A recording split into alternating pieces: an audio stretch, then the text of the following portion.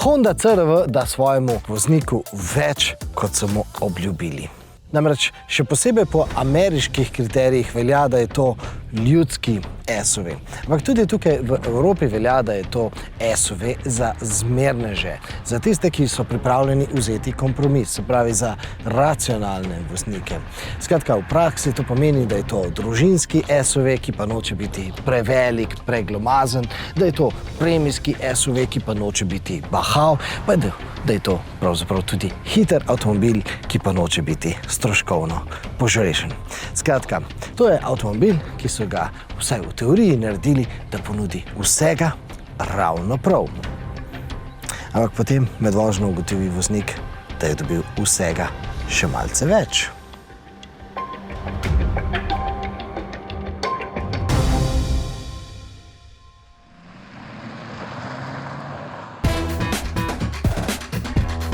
Tudi svojo obliko je CR-V pravzaprav zmeren, neizrazit, recimo temu, da je večinsko všečen. Ampak potem ima nekaj drobnih detajlov, ki ga delajo še posebej zanimivega. Poglejte tole. Kaj pravite? Je zanimivo, a? Glede samih dimenzij tega avtomobila lahko dodam, da je ta avtomobil zdaj v primerjavi s prvo generacijo ZR-V daljši za okoli 20 cm. In seveda ti centimetri morda koga celo prestrašijo, da je to pač velik avtomobil, ampak vsem tem naj povemo, da je Honda zdaj v svojo modelsko paleto vključila še za številko manjšega ZR-V-ja.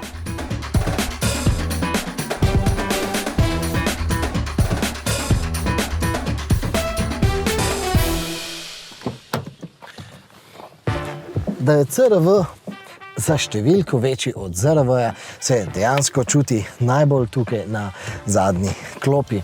Predvsem poglejte, koliko imam prostora za noge. Seveda, CR-V kot SUV še ni recimo temu družinski avtomobil, ki bi lahko sem tukaj na zadnji klopi sprejel 3 otroške sedeže, če drugega ne, tudi zato, ker je recimo ta razdalja med temi zaponkami dokaj ozka, se pravi tukaj v bistvu en sedež ne bo šel, ampak ko že govorim o otroških sedežih, gledajte to. Poglejte, kako dobesedno na stežaj se odpirajo tale vrata. Praktično pod pravim kotom. In seveda, to je nekaj, kar bodo starši zagotovo znali ceniti. Namreč, ko svojega otroka tukaj nameščaš v otroški sedež, je to delo res udobno, res enostavno. In zmernost čutimo tudi pri prtljažnem prostoru. Prostornost tega prtljažnika je pravzaprav pričakovana, okoli 600 litrov, se pravi, govorimo kar o velikem prtljažniku, ampak predvsem je njegova prednost to, da je zelo, zelo kockast in zelo uporaben. In kar se tiče same uporabnosti, lahko vam poročam, v ta prtljažnik sva s sinom pospravila njegovo gorsko kolo z 29 palčnimi kolesi in vsa kolesa so ostala gor. Samo poklopila sva polovico te zadnje klopi in torej bi se lahko poleg tega kolesa v tem CR-V peljali celo 3 potniki. Torej, da se lahko poleg gorskega kolesa v avtomobilu peljajo 3 potniki, to pač ni samoumevno. CR-V-ja pa z ZR-V-jem druži tudi pogonski sklop, hibridni pogonski sklop. In če bi se morda vam zdelo, da je 110 kW, koliko zmore bencinski motor za tako velik SUV premalo, lahko dodam, da je tukaj na razpolago tudi elektromotor, ki potem pomaga do skupne moči 135 kW oziroma do 184 konjičev v tistih bolj uveljavljenih merah. In zdaj, bolj kot vsa ta moč, pa je pomembno, da je vsa ta moč na razpolago brez obotavljanja. Avtomobil se na desno stopalko odzove hipno in predvsem pa pomembno je, da tudi ko voznik redno in zelo pogosto odločno pritiska na desno stopalko, ta avtomobil bistveno ne dvigne porabo. Poraba je seveda v primerjavi z ZR-V-jem za okoli slabe pol litra višja kot pa pri recimo temu ZR-V-ju, se pravi, to pomeni za okoli liter višja kot pa recimo pri podobno gnanem Civicu, ampak vendarle če je poraba pri tako velikem SUV-ju manjša od 7 litrov, to še vedno pomeni, da je to odličen podatek. Ampak, da bi izvedeli več, kako deluje ta hibridni pogonski sklop, predlagam, da zapeljemo v delavnico.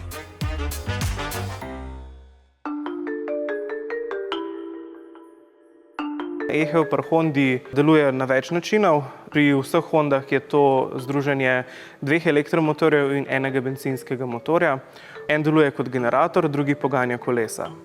Torej, ta drugi elektromotor pri menjalniku se pa v bistvu uporablja takrat, ko ni zahteve po poganjanju koles. Torej, ko ni pospeševanja, ko ni vzdrževanja hitrosti, ta drugi elektromotor takoj prevzame vlogo generatorja in pobira moč preko regeneracije iz koles, torej same vožnje, ali pa iz motorja, če deluje zato, ker mora delati. In zdaj, v tem primeru štirikolesni pogon je klasičen, čeprav ni povezan, se pravi, da bi imeli en elektromotor spredaj, en odzadnji za štirikolesni pogon. Ne. Pri Hondi smo tukaj ohranili klasiko, torej mehanski štirikolesni pogon z diferenciali spredaj in zadaj. Vse gre pa potem direktno iz ECVT menjalnika ven. ECVT menjalnik pri vas pa kaj pomeni dejansko? To ga imenuje kot elektronski ali električni brezstopenjski menjalnik.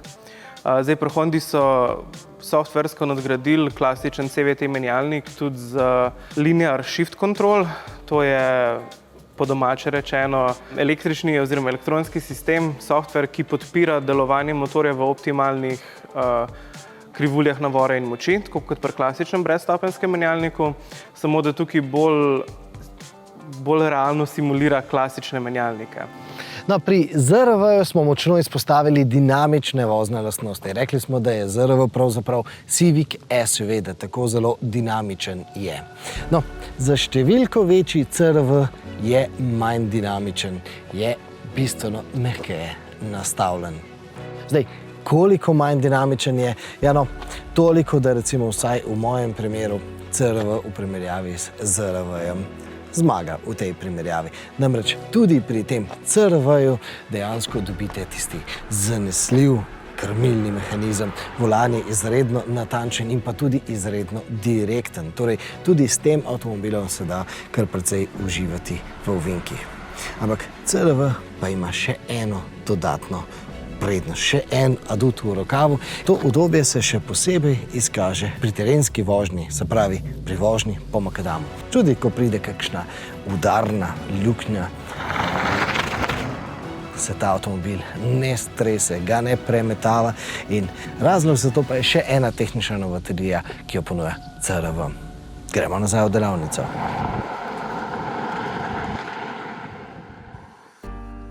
Zdaj, večino tukaj oddelajo amortizerji, ki so pri nam amplitudno reaktivni, kar samo po sebi ne pomeni kaj veliko z besedami.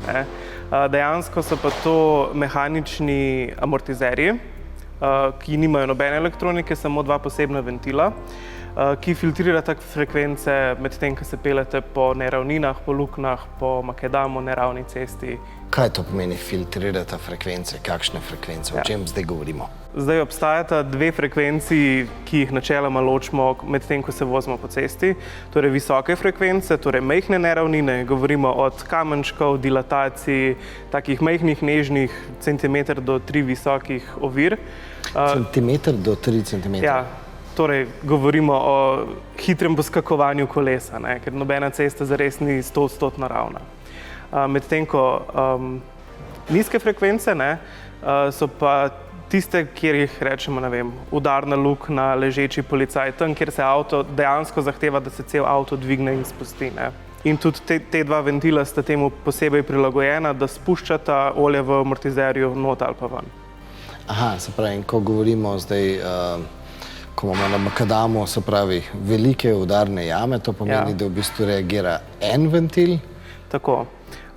Takrat, ko je velika udarna jama, torej nizka frekvenca, samo en velik šok, se ventil v tem amortizerju noter zapre in ne spusti celotne tekočine oziroma olje iz amortizerja v drug prekat, kar pomeni, da ublaži ta končen velik udarc. Obenem pa tudi poskrbi za to, da se avto preveč ne ziba gor dol, torej nekako tudi omejuje delovanje v zmeti. Se pravi, da se vse dogaja samo okrog kolesa. Ne? Tako. Pa vse se dogaja neelektrično, brez pomoči kakšnih elektrike, hidravlike in podobnih računalnikov, je vse skupaj v enem mehanskem paketku amortizerja. Jih ne moreš ločiti enega ali pa drugega, če bi imel oba dela v roki. Kako lahko tako hitro amortizer reagira? Torej, ko govorimo o frekvencah, je neko valovanje, ki potuje gor in dol. In očitno so Hondini inženirji to zasnovali tako, da ta drugi ventil, ki deluje pri visokih frekvencah, se odpre, ko pride do konstantnega nihanja amortizerja. Medtem ko pri večjih nihanjih je pa ta frekvenca upočasnjena, se pa potem ventil lahko zapre in ne spusti dodatnega olja čez. Zapravi, ko se zgodi luknja, kolo pade notri in kdaj zdaj dejansko začne? Ko kolo pade noter, v bistvu sistem vidi, da je bil samo en velik premik, ni jih bilo 10 majhnih premikov, ne? In takrat se ventil zapre in dovolj, da avto v teoriji bolj na trdo amortizira luknjo, v resnici jo pa zaradi teže vozila in mehanike premikanja jo lažje zamortizira, kar pomeni, da se avto manj premakne gor in dol. Aha, se pravi, amplitudno se reče zaradi tega, ker v bistvu meri amplitudo, nihanje frekvenco, tako. Aha, ok, in se pravi, večja luknja, večja amplituda, drugačno delovanje. Tako. Zdaj, kar se tiče same terenske vožnje, terena vendarle ne jemljite preveč resno. Že vse od leta 1995, ko so predstavili prvega CR-V-ja, je to pravzaprav izletniški avtomobil, ne pa pravi terenec. Ampak, kar se tiče terenskih pripomočkov, še posebej dobro se izkaže elektronski sistem, ki vam pomaga pri spuščanju po spolzkih klancih, pri katerem lahko hitrost kar dobro nastavite. Predvsem lahko to hitrost nastavite na zelo počasi, na komaj 3 km/h in seveda to sploh pri kakšnem zasneženem klancu zelo pomaga. Ampak ne glede na to, da je to SUV, ne pa pravi terenec, pa je tisto, kar CR-V-ja definira že vse od leta 1995, pravzaprav 4-kolesni pogon. In med lojalnimi kupci, in teh je pri CR-V-ju pravzaprav večina, namreč kar 85 lastnikov CR-V-jev svojega CR-V-ja zamenjajo kar za novega CR-V-ja. No, med vsemi temi lojalnimi kupci velja, da je CR-V-ja treba imeti 4-kolesnim pogonom. Na voljo je sicer tudi z dvokolesno gnano izvedbo, ki pa navduši pravzaprav bistveno manjši delež kupcev. No, to dejstvo pa se bo verjetno spremenilo letos jeseni, ko bo v Slovenijo zapeljal priključno hibridni CR-V. Ta bo omogočal z večjo baterijo, seveda, za okoli 80 km vožnje samo na elektriko. Se pravi, vožnje, še preden se bo hibridni pogonski sklop sploh oglasil. Bo pa to CR-V, ki bo imel bistveno drugačni značaj kot pa tale CR-V, ta izletniški CR-V. To bo namreč bistveno manj terenski CR-V, bo bližje, ne bo tako oddaljen od tal kot ta avtomobil, komaj 14 cm, namesto teh 20 cm, kolikor je oddaljen ta avtomobil, to bo imel tudi samo prednji pogon. Bo pa tisti priključni hibrid lahko povlekel enkrat težjo prikolico. Ampak se pravim, o priključnem hibridnem CR-V bomo govorili jeseni, zdaj pa za vaš naslednji klik predlagam druženje s Hondinimi navdušenci. Zbrali smo se skupaj, ko smo testirali hibridne Civike. Predlagam, da jih zdaj poženemo v dir.